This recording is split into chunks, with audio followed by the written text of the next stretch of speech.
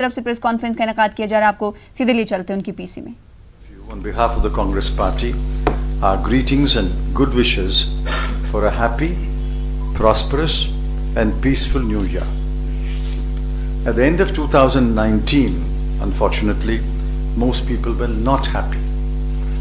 The economy was certainly not prosperous and the downslide was continuing. Peace was a casualty.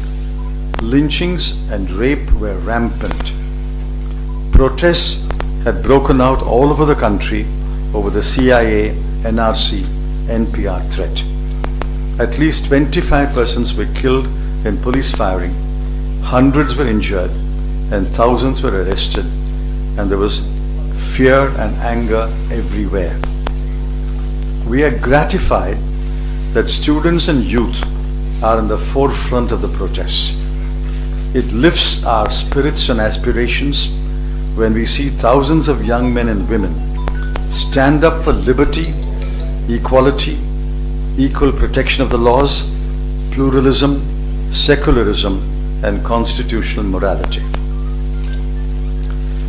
The CAA sets 31st December 2014 as a cut-off date. It concerns persons who have already come into India and not those who will come hereafter, a point that is usually missed. It concerns persons who have already come into India. The CIA identifies 3 countries. It identifies 6 religious groups. And the Act says, if a person is from one of the 3 countries and professes one of the 6 religions, even if he had entered India illegally before the cut-off date, he would not be considered an illegal migrant and he would be granted citizenship in India. That's what the Act says. Now, a number of questions have been raised. I raised it in the Rajya Sabha. Subsequently, everyone has raised these questions. Not one question has been answered. If it has been answered, one of you please publish the question and the answer. 3 neighboring countries have been excluded, have been included. Why have the others been excluded? Sri Lanka, Myanmar and Bhutan. 6 religious groups have been included. Why have Muslims been excluded?